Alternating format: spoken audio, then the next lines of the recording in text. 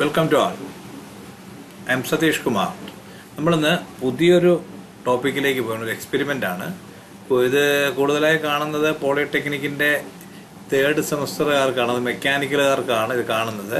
എക്സ്പെരിമെൻ്റിൻ്റെ പേരെന്ന് പറയുന്നത് find the power and power factor in an A C supply using inductive load. കേൾക്കുമ്പോൾ എന്തെങ്കിലും ഒരു സംശയം തോന്നുന്നുണ്ടാവും. മറ്റൊന്നുമല്ല, ഒരു ഇൻഡക്റ്റീവ് ലോഡ് നമുക്കറിയാം. നമുക്ക് 3 ടൈപ്പ് ലോഡുകളുണ്ട്: resistive load, inductive load, capacitive load. നമ്മൾ ഇതിനകത്തൊരു സിംഗിൾ ഫേസ് പവർ നമ്മൾ ചെയ്തു. അപ്പോൾ അത് ഡി സി സപ്ലൈയിലായിരുന്നു, DC 220 വോൾട്ടിലായിരുന്നു. ലാമ്പ് ലോഡ് വെച്ച്, റെസിസ്റ്റീവ് ലോഡ് വെച്ച് നമ്മൾ ചെയ്തിട്ടുണ്ടായിരുന്നു. സെയിം എക്സ്പെരിമെൻ്റ് തന്നെ, വലിയ വ്യത്യാസമൊന്നുമില്ല. ഇവിടെ എ സി സപ്ലൈയിലാണ്, DC പകരം എ സി ആണ്. പിന്നെ യൂസ് ചെയ്യുന്ന ലോഡ് ഇൻഡക്റ്റീവ് ലോഡാണ്. മറ്റേത് ബൾബ് വെച്ച് റെസിസ്റ്റീവ് ലോഡായിരുന്നു. എങ്കിലും ഇവിടെ ഇൻഡക്റ്റീവ് ലോഡാണ്. അതുകൊണ്ട് തന്നെ ഇൻഡക്റ്റീവ് ലോഡ് ആയതുകൊണ്ട് തന്നെ നമ്മുടെ വാട്ട് മീറ്റർ UPF അല്ല, യൂണിറ്റി പവർ ഫാക്ടർ അല്ല, പകരം LPF ആണ്, ലോ പവർ ഫാക്ടർ. ഓക്കെ, നമുക്ക് സർക്യൂട്ട് ഡയഗ്രാം എങ്ങനെയുണ്ടെന്ന് നോക്കാം. ഇവിടെ ഞാൻ കറക്റ്റായിട്ട് വരച്ചിട്ടിട്ടുണ്ട്. ഒരു ഫേസ് നോട്ടിൽ, റെഡ് കളറിലെ ഫേസ്, ബ്ലാക്ക് കളറിലെ നോട്ടിൽ. അപ്പോൾ നമുക്ക് 230 volt 50 hertz 1 phase AC supply. DC ആണെങ്കിൽ 50 ഹെർട്സ് ഒന്നും വരത്തില്ല. ഓക്കെ, അപ്പോൾ ഇവിടെ 1 ഫേസും വരത്തില്ല. അപ്പോൾ DC ആണെങ്കിൽ വെറും 220 വോൾട്ട് DC സപ്ലൈ എന്ന് മാത്രമേ കാണിക്കുള്ളൂ. അപ്പോൾ നമുക്ക് നോക്കാം. ആ റെഡ് വയർ നേരെ വന്നിട്ട് ആദ്യം നമ്മൾ എന്താണ് ഒരു അമ്മീറ്റർ, നമുക്ക് വോൾട്ട് മീറ്റർ വിടാം, അവസാനം നോക്കാം. അപ്പോൾ റെഡ് വയർ നേരെ വന്നിട്ട് അമ്മീറ്ററിലേക്ക് എത്തുന്നു. അമ്മീറ്ററിൻ്റെ ഇവിടെ നമുക്ക് AC മീറ്ററിന് ഒരു, അതായത് MI മീറ്ററിനുള്ള ഒരു ഗുണമെന്ന് പറയുന്നത്, AC കണക്ട് ചെയ്യുമ്പോൾ, DC-യിലല്ല, MI meter AC DC connect ചെയ്യാം. AC നമ്മൾ ഈ MI മീറ്റേഴ്സ് കണക്ട് ചെയ്യുമ്പോൾ നമുക്ക് അതിന് പൊളാരിറ്റി ഒരു പ്രശ്നമല്ല. പോസിറ്റീവ് നെഗറ്റീവ് ഒന്നും നോക്കേണ്ട കാര്യം. പക്ഷേ ആ മീറ്റർ തന്നെ DC കണക്ട് ചെയ്യുമ്പോൾ പൊളാരിറ്റി ഉണ്ട്. അതുപോലെ തന്നെ DC മീറ്ററിന് കറക്റ്റായിട്ടും പൊളാരിറ്റി ഉണ്ട്. അപ്പോൾ നമ്മൾ അതിൻ്റെ AC അമ്മീറ്ററിൻ്റെ ഒരു പോയിന്റ് കൊടുക്കുന്നു. അതിൻ്റെ ഔട്ട്പുട്ടിൽ നിന്ന് നമ്മൾ എടുത്തിട്ട് നേരെ വാട്ട് മീറ്ററിൻ്റെ M എന്ന് പറയുന്ന ആ ഒരു പോർഷനിൽ കൊണ്ട് കൊടുക്കുന്നു. അത് മീൻസ് മെയിൻ. നമ്മൾ വാട്ട് മീറ്ററിൽ നോക്കിയാൽ കാണാം. എന്നിട്ട് ആ റെഡ് വയർ താഴോട്ട് വന്നിട്ടുണ്ട്. കോമൺ C, നമ്മൾ പറയുന്നത് M C എന്നാണ് എഴുതിക്കും. പക്ഷേ വാട്ട് മീറ്ററിൽ നോക്കുമ്പോൾ C എന്നായിരിക്കത്തില്ല, കോമൺ എന്നായിരിക്കണം. അപ്പോൾ C കണക്ട് ചെയ്തു. അപ്പോൾ വരുന്ന ഇൻപുട്ട് സപ്ലൈ അമ്മീറ്റർ കഴിഞ്ഞ് M-ലും C-ലും ഒരേപോലെ കണക്ട് ചെയ്തു.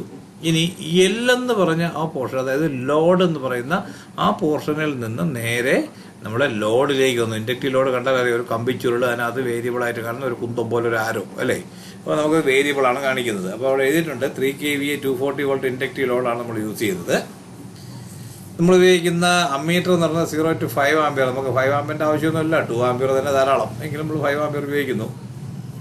ഇനി അത് കഴിഞ്ഞിട്ട് യൂസ് ചെയ്യുന്ന LPF അതുപോലെ തന്നെ 2.5/5 ആംപിയർ 250 വോൾട്ട് 250/500 വോൾട്ട് LPF. അപ്പോൾ ഇത്രയും സാധനങ്ങൾ നമ്മൾ അതിനകത്ത് വെച്ചു. ഇനി നമുക്ക് നോക്കാം വാട്ട് മീറ്ററിൻ്റെ V എന്ന് പറയുന്ന പ്രഷർ കോയിലിൻ്റെ മറ എൻഡ്. ഒരു എൻഡ് C ആണ്, അതിൻ്റെ V വോൾട്ടേജ്. അത് നമ്മുടെ വാട്ട് മീറ്ററിൻ്റെ 250/500 കാണിക്കുന്ന ആ പോയിന്റ് ഏതെങ്കിലും ഒന്ന്. നമുക്കിവിടെ 240 വോൾട്ടേ ഉള്ളൂ എന്നുള്ളത് കൊണ്ട് തന്നെ 230 വോൾട്ടേ ഉള്ളൂ എന്നുള്ളത് നമുക്ക് അതിനകത്ത് 250 കൊടുത്താൽ മതി. അതിൽ നിന്ന് നേരെ നെഗറ്റീവ് അല്ലെങ്കിൽ ന്യൂട്രലിലേക്ക്. ഇനി ആ ന്യൂട്രൽ തന്നെ നേരെ ഇൻഡക്റ്റീവ് ലോഡിൻ്റെ മറ എൻഡിലേക്ക്, രണ്ടാമത്തെ എൻഡിലേക്ക് കൊടുത്തു. ഇത്രയും കഴിയുമ്പോൾ നമുക്ക് കാണാം ലെഫ്റ്റ് സൈഡിലെ സ്വിച്ച് കഴിഞ്ഞിട്ട് ഉടനെ തന്നെ ഒരു വോൾട്ട് മീറ്ററും നമ്മൾ കണക്ട് ചെയ്തു. ഇത്രയുമാണ് സർക്യൂട്ട് ഡയഗ്രാം. ഓക്കെ, ഇനിയിപ്പോൾ നമുക്ക് എന്തൊക്കെ അപ്പാരറ്റസ് ആണ് ഇത് വേണ്ടതെന്ന് നോക്കാം.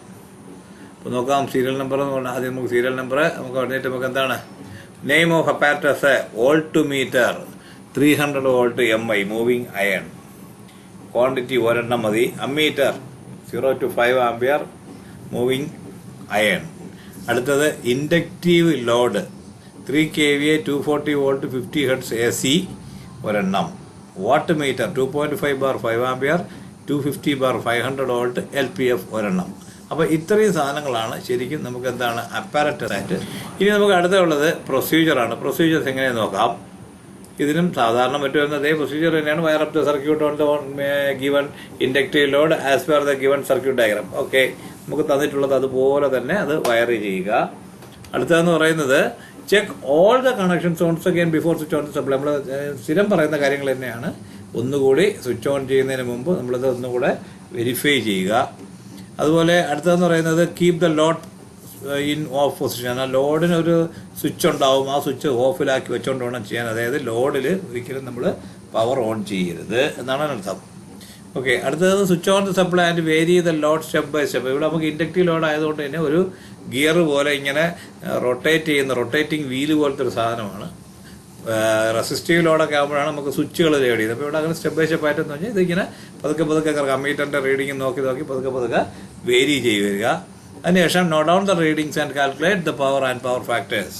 ഈ പവറും പവർ ഫാക്ടറും നമ്മൾ ഇത് വെച്ച് തന്നെ കാൽക്കുലേറ്റ് ചെയ്യാം. അത് നമുക്ക് ഇനി ടാബ്ലറ്റ് കോളത്തിൽ പഠിക്കാം. Okay, next switch off and dismantle the circuit in reverse order procedure. അപ്പോൾ നമുക്ക് സ്വിച്ച് ഓഫ് ചെയ്യുന്ന ഡിസ്മാൻഡിൽ ചെയ്ത എല്ലാം എന്താണെങ്കിൽ റിവേഴ്സ് ഓർഡർ പ്രൊസീജിയറിൽ നമ്മൾ കറക്റ്റായിട്ട് ചെയ്യുക. അപ്പോൾ ഇത്രയുമാണ് നമ്മുടെ പറയുന്നത്. ഇനി ടാബുലേഷൻ നോക്കാം.